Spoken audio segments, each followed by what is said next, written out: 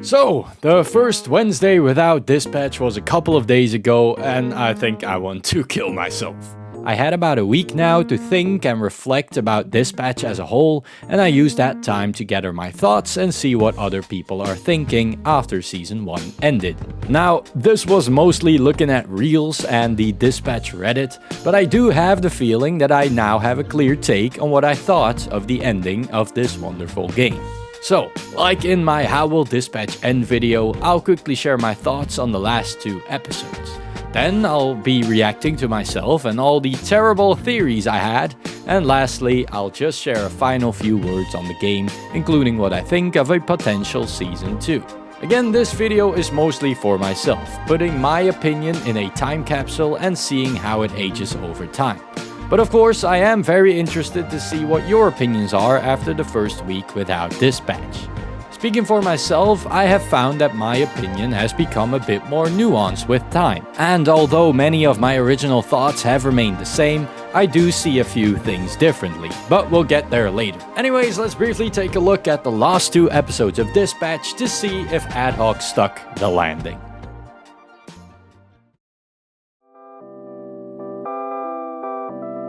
So, right off the bat, Ad Hoc wasted no time pulling at our heartstrings by showing us such a delightful flashback to young Robert and Chase, showing us the special bond that they had and how it affects Robert today. This sweetness is then paralleled with the biggest cliffhanger of the season: is Chase really dead? We snap back to reality with Chase thankfully still being alive, but his condition, well, isn't ideal. Blonde Blazer is also present, and let me tell you, as much as this scene tells us about Robert's relationship with Chase, it gives at least the same amount of depth to the character of Blonde Blazer. We get a real peek at Blazer's personality with this scene, in that she actually cares a lot about Robert. Especially if you chose to romance her, you get quite a touching scene. I saw a reel a couple of days ago that explained the dynamic between Robert and Blonde Blazer really well. As I'm watching back Robert and Blonde Blazer's scenes, I see that there's so much vulnerability that they're choosing to share together. When she reaches out to grab his mask, I never noticed him nod. Right before he nods, she paused because this is the moment of her asking, "May I know the man behind the mask?" It's a superhero's most cherished secret because once you know, it can't be taken back. You can tell their enemies and they can come after you, and that's why Robert talks about having paranoia after years of being a superhero. When Invisigal A even mentions it for a little bit, he gets really scared. I mean, we get it. It's, his whole relationship with Blonde Blazer. So when he lets Blonde Blazer look at him and see him, he also sees nothing but her. The background is blurred. He was just vulnerable with her about her father, about failing, his insecurities, and he's being met with acceptance. This foundation, this very human foundation, is what leads her to want to reveal herself as well and open up about her insecurity. That's why their romance really doesn't start until the dinner date. She was already in a relationship with an alien who did not want to see her as anything more than Blonde Blazer. She expressed to him this insecurity, and it still wasn't met with any support, more so dismissal. That's why she starts off their romance with revealing herself before any dinner date. I know the gag is about her hair, but what she's really insecure about is being a human. Her powers that people love and praise her for, anyone can put on for themselves. That's why the next day she asks you again, do you prefer Mandy or Blonde Blazer? Comforting what they lacked in their life. For example, for Robert, emotional reassurance. When he's a kid and he's hurt, his father tells him to get up, while Mandy meets him with affection and understanding. There are 2 people that get their powers from an external source. 2 people trying to live up to a name or legacy, and 2 people that even when humans, even without a suit, they will fight with their life for the Z-Team. They basically say that Blazer identifies with Robert on a lot of different aspects, which really shows that this isn't just a romanceable character put in to oppose Invisigal. Of course, they are real opposites, but even if she didn't have those romance options there, I think people would still take a real liking to her because of the way in which she is written, being a just, truthful, and respectful person who wants to do the good thing. I'll get into more Blazer glazing later, but I really thought that this might be the best scene we have with her, regardless of your romance route. After that, we get a great scene with Waterboy, showing us another side of him, exploring the depth in his character. This also just verifies that all the characters in the game have so much work put into them. They aren't just NPCs along for the ride, there for comedic relief or variety, but they all have their own unique personalities that the voice actors and animators do a great job in letting come through. The only dispatch shift in this episode has a really somber atmosphere to it, with there being no upbeat music, not even during the hacking, with the rain coming down, the team not being as talkative or positive as normal, and even the calls being more dangerous and disruptive. It really has that calm before the storm vibe to it, which isn't that easy to correctly pull off, especially in a setting like the dispatch sections, where we normally have been conditioned to be active and really involved. It really felt like everyone wasn't feeling it, that shift, and that also affected my experience of it. I actually got some sort of feeling of melancholy and sadness during playing, which was cool to look back on in my playthrough. I don't know if any of you felt the same, but I am curious, so let me know in the comments below.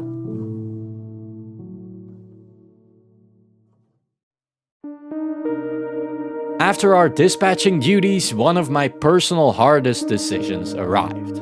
Do we cut Invisigal from the team, or do we defend her? If you take a look at my playthrough, you can see that I had a tough time with this. Well, where's that talk now? Shit! Oh, fuck me, man. My reasoning during that whole part shifted to both sides quite sometimes, which was such a cool dynamic to explore. And if you want my full thought process on it, check out that video. I won't put it in here because I think I reason about it for about 7 minutes or so, and then the video would be longer than it already is.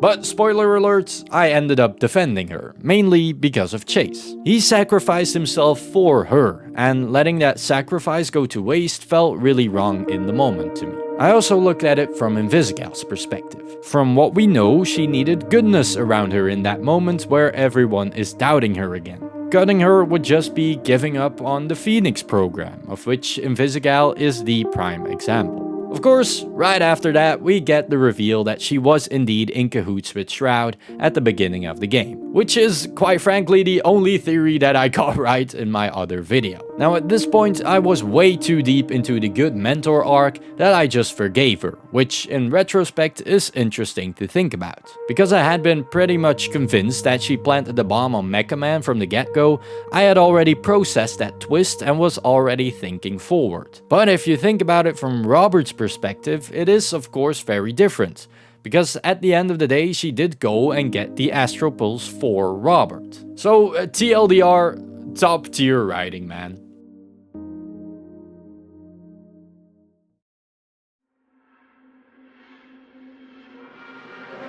At the end of the episode, we had the Shroud reveal, of which I was extremely proud that I immediately recognized Matthew Mercer, which isn't that big of a feat, but it was fun to already smell something was up right from the start of that scene. The Coop or Sonar reveal I did not see coming, or at least not completely. It was always in the back of my mind that they might return and maybe join the enemy's side, but at that point in the game, I was already thinking ahead of what is going to happen next. Now, to be honest, I don't think the betrayal of Coop or Sonar was really necessary, but I also don't mind it at all. To me, Shroud working solo with his red ring was already intimidating enough, so if Coop or Sonar wasn't present at that moment, I don't think it would change the dynamic that much. But cool that they added them, and they did have a cool part to play yet, even if it was just for making us hate Shroud even more. Of course, Blonde Blazer's save was again spectacular, this time also showing some of her powers. But again, this really adds to Blazer's character in that she really cares for Robert and doesn't give up on the people she cares about, no matter your romance path. The episode ends on a high with the Red Ring starting their assault on LA, and I mean, you almost cannot stop yourself from going directly into the finale.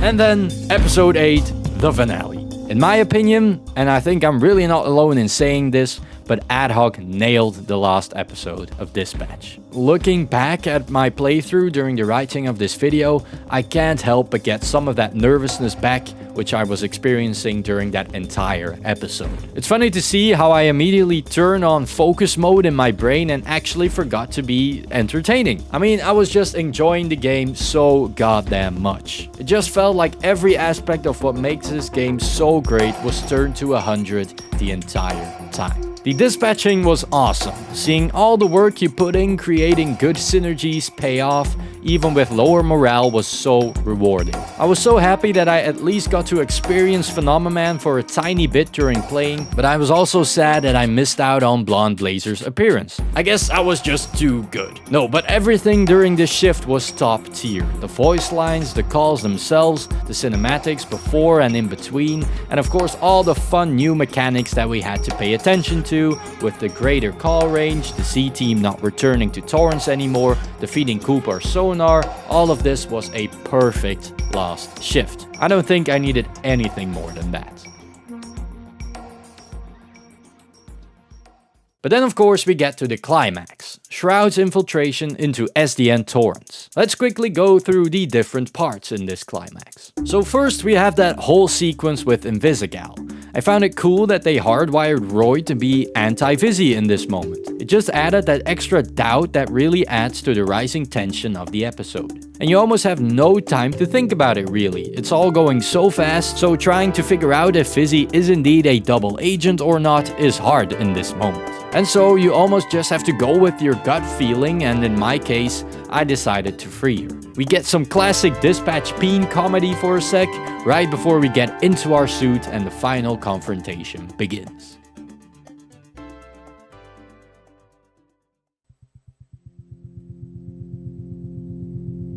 Seeing Roy in action was really cool. I mean, we already knew about his urinary skill set, but seeing him put those other huge parts of his body to use was so epic. I mean, I don't think there is anyone that can hate Roy at this point. Right after, Shroud joins the fight in his weird, far inferior mech beholder suit, and we get the moment we have been waiting for since episode 1. And I think it's here that I would also like to mention that I might switch over to the QTE's disabled team. I found that I was more focused on doing the right moves than actually looking at the animations and cinematography of the fight scenes. Don't get me wrong, I had no problem with them, they kept me engaged, but I feel like I would have liked to be more of an observer in this scenario. But it's great that they give you the option to turn it on or off. And then the Z-team arrival was so epic, with Prism using her powers to surprise Shroud, which isn't easy to pull off. I mean, everything was top notch. Everything from the Malevola Invisigal dynamic, which is also a callback to their fight in episode 3 if you remember, to Punch Up finally putting Toxic in his place, and then, something that I would never in a million years had seen coming, Starblazer shows up to save the day. And I mean, there's no better way to do the character of Chase justice.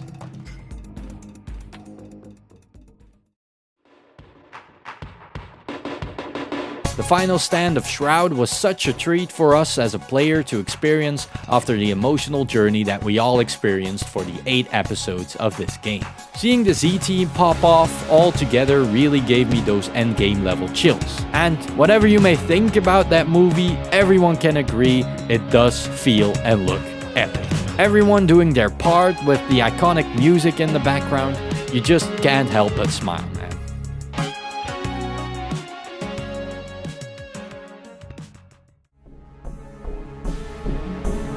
The end of Shroud was, in my opinion, also perfectly executed. I mean, having beef as an endgame bargaining chip is very on brand for him. And okay, I do agree that it's rather easy to just put a cute animal on the line, but I mean, it works. All these memories of beef start flowing back in your memory, and you think about how much he means to Robert, so of course we get a more emotional reaction. I'm actually curious how the reception would have been if the love interest would be put in Beef's place. Speaking for myself, I think my reaction would be the same. I don't know what it is, but seeing a beloved pet get killed versus a human, it does something different in our brains. I'm curious if it would be different for people who never owned a pet. Anyway, And this might be my only gripe with the ending. I do think that depending on the option you chose, the outcomes should have been at least somewhat different. Giving the 2 pulses, I think, is brilliant. I would have never thought of doing that, but you also really didn't know that Robert took the tape off. So it was kind of lucky that I picked that option. But giving the wrong one and giving the right one should, in my opinion, have yielded another result than it did. I mean, for all options, Shroud ends up shooting you. Giving him the real one should have had at least some sort of bad consequence, I think. Now, this is really important. Of course, I know why they did this, and I'll explain my thought process on it a bit later on in the video. I just wanted to share that only gripe I had, to show that although it might seem like I'm completely blind for every tiny flaw in the game, I do have some personal things that somewhat feel wrong to me.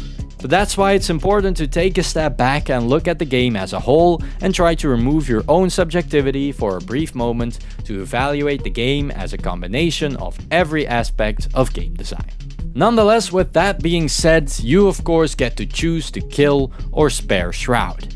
I hope it felt great killing him, but in my eyes it didn't feel right for Robert, seeing as that would have just made him sink to Shroud's level. And also really quickly, I don't feel like this choice would make that large of an impact in the next season of Dispatch. I don't think it's fair to make Shroud the villain in the second season if you decided to spare him. That would just lead to 2 completely different versions of the game, which is 1, somewhat impossible, and 2, wouldn't hit as hard as this season did, seeing as we already went through the whole Shroud arc and discovering his backstory.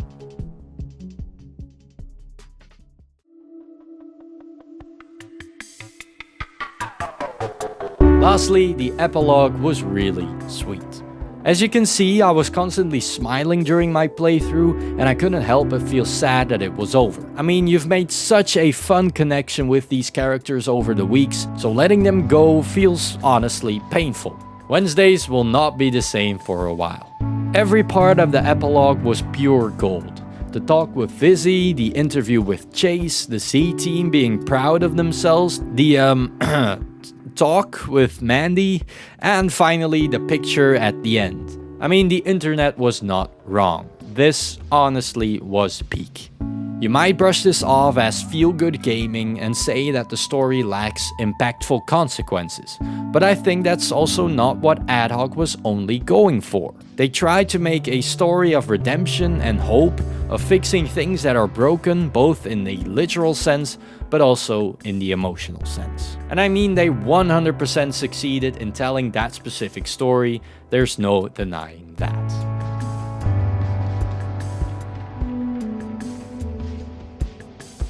Okay, so as I'm writing this, I'm starting to think that I should have just sprinkled in all the theories I had during the discussion of the last 2 episodes. But alas, I didn't think that much forward, so for this last part, I'll just quickly react to myself from the past and share some quick thoughts. Something that is however true for all these things I'm about to mention is that I'm not disappointed or embarrassed with any of the things I got wrong. And nor should you be. The fun about games and shows like this is theorizing about stuff like this.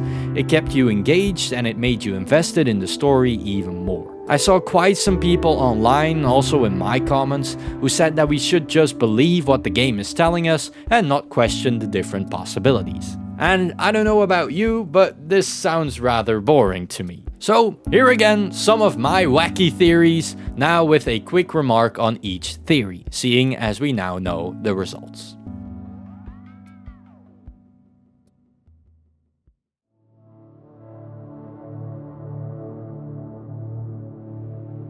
So, I do still think that I would have been okay with Chase actually passing away. But I have to admit that what they did with his character now is way better. It sets him up beautifully for a next season, and I'm so happy Beef isn't separated from his great buddy. I think it will also be really fun to see Invisigal and Chase scenes in the future and to see how their relationship changed, as well as see how they find a replacement for Blazer's amulet. I still stand by my earlier point that the story might have benefited from having a bigger stake and having that death mean something, also in later seasons, but in the way they did it now, the near-death experience also raised the stakes high enough to make us feel emotional.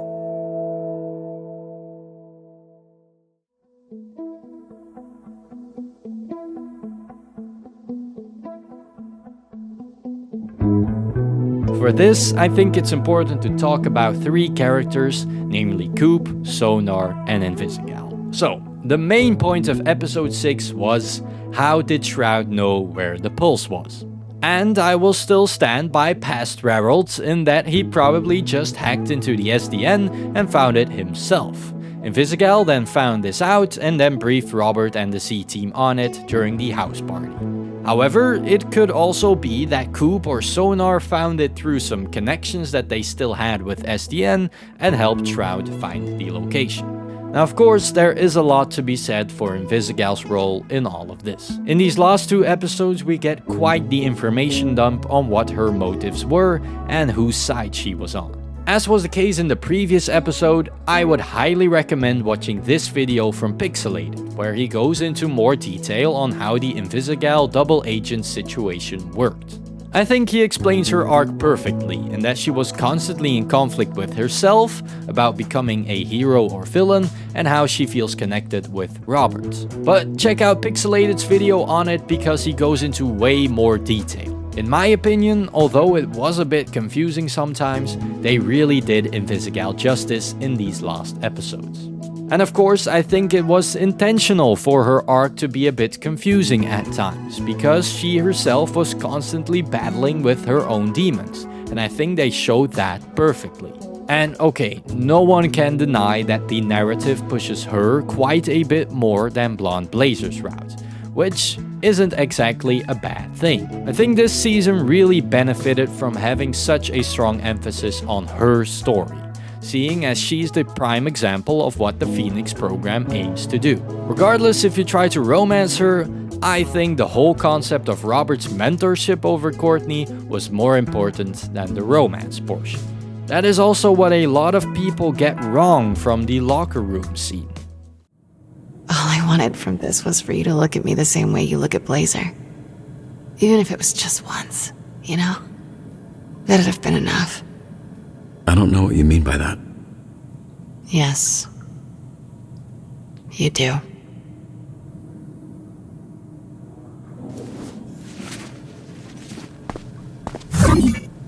When she mentions Robert looking at her like she does at Blazer, she's not necessarily talking about looking romantically. She first and foremost wanted Robert to look at Vizzy with pride and admiration, that she is capable of doing good.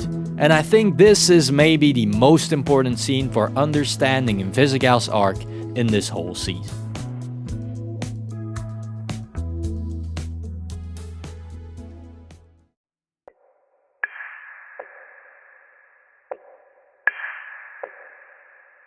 Now, the opposite of that was indeed Blonde Blazer, who Robert looks up to, and I think Mandy also looks up to Robert in a big way. That's why I think their relationship also works so well, contrary to what many people argue about online. They have a great mutual respect and admiration for each other. That's also why we see Blazer trying to understand Robert so much in this season. And here again, you don't have to romance her at all to still have her play a meaningful role in the story. Of course, for entertainment purposes, they wrote in these flirty scenes at the start to make the game interesting and dynamic, but ultimately, her core concept in the game remains the same throughout the entirety of it. And this takes some serious writing expertise to get right, so kudos to Ad Hoc again. Like I said, I really liked Blazer's character in these last 2 episodes. It showed us some great moments that really elevated her for me. But, as was the case before, I really think you can make an equal case for romancing both girls, because to me they can both add a lot to Robert and vice versa. Debating that is in my eyes rather pointless. But that's also what's so fun about these games on the other hand, so that's why I keep mentioning them in my videos.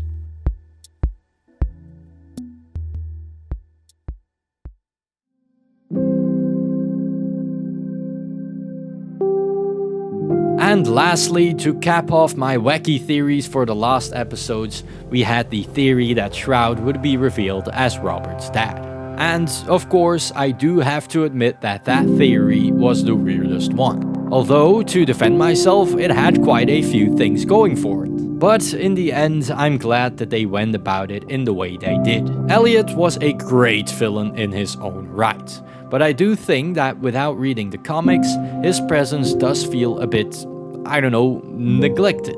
The story to me leaves room for quite some extra background information. I mean, I would have liked to see a bit more of Robert's dynamic with his dad in a flashback or two to really make us believe that struggle a bit more. Of course, Ad Hoc did do the best they could with some amazing scenes that do show us some of that personal struggle Robert was experiencing. I just would have liked to see a bit more of that, but the comics do a great job in sating that hunger for the most part. That's also the main reason why the Shroud theory made so much sense to me, and I don't think it's one of the most outrageous theories out there. We didn't really know a lot about Shroud other than his name and what he allegedly did in the past, so that left room for speculation. So perhaps giving us a scene with Shroud a bit earlier on might have benefited the narrative a bit more. But in retrospect, it also would have been quite weird, pulling a Darth Vader and playing that dynamic out. In the end, I'm glad they kept Shroud as this badass, calculated villain, and it gave us more time to focus on the more important dynamic in the game, that of Robert and the Z-Team. Otherwise, the game also would have been a bit too chaotic and all over the place, having all these different dynamics and twists about. Ad Hoc kept their noses in the right direction and really focused on telling the core story, which in the end was the best decision they made.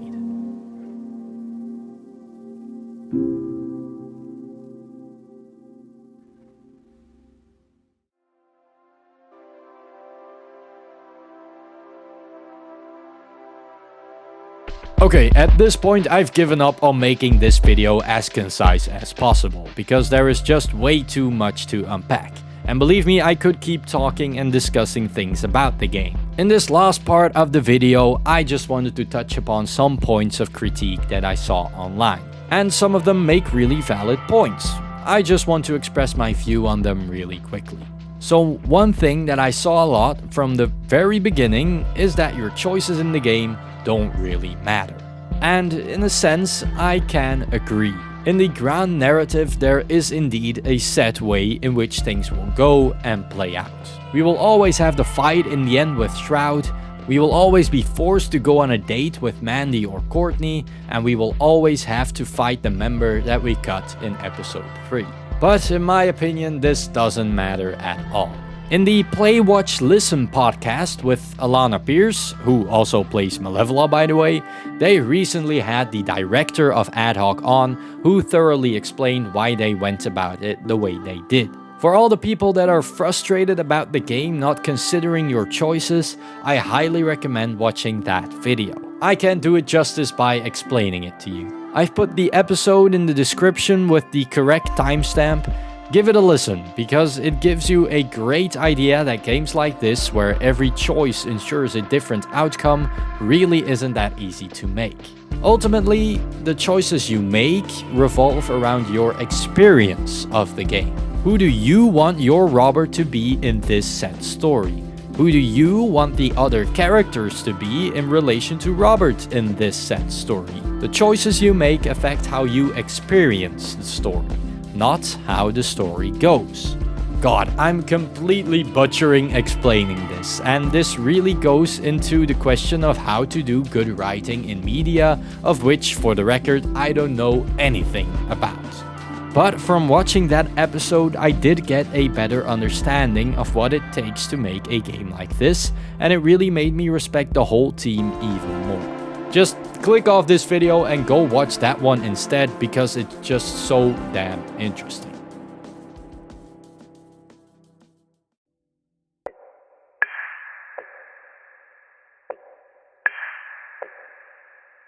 If you are, however, still here, I lastly just wanted to share my thoughts on the ending overall. Many people complain that this is quite the happy ending, regardless of your choices. And I agree, all things considered, the story ends rather sweetly. Now, of course, big caveat here, if you got Invisigal to turn to villainy, that of course dampens the mood quite a bit. But in terms of Shroud being defeated and the Z-team coming out of it unscathed, it is the best scenario overall. Now, this could be explained rather plainly.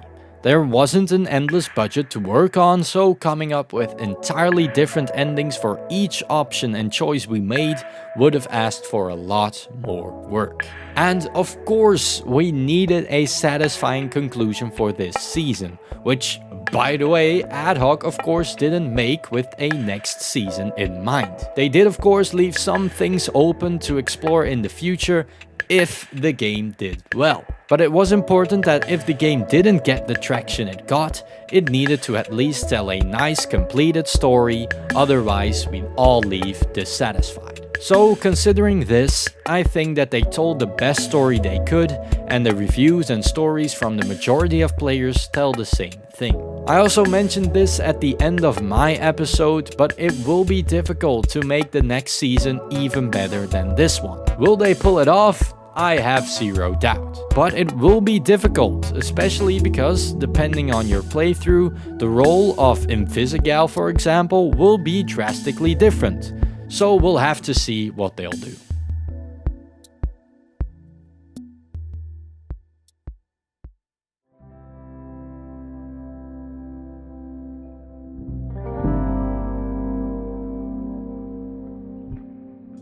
This video was just made for some personal closure for the hyperfixation that I was experiencing this last month. But honestly, this game to me is so much more than just a fun piece of entertainment. It's a real experience with relatable characters and relatable connections, but most importantly, a clear message of hope, redemption, and purpose. And I'm so happy I got to experience it in real time with a terrific community of equally passionate people. It's rare nowadays that a game or other piece of media gets this well received by so many people. So it also means a lot in that sense that a game like this can bring people together and have everyone collectively be so engaged with it. If any developer from Ad Hoc ever sees this, just know that everyone appreciates your work immensely, and we truly wish you all the deserved future success of the company and the franchise. Thank you all for watching, and hopefully I'll see you in a future video.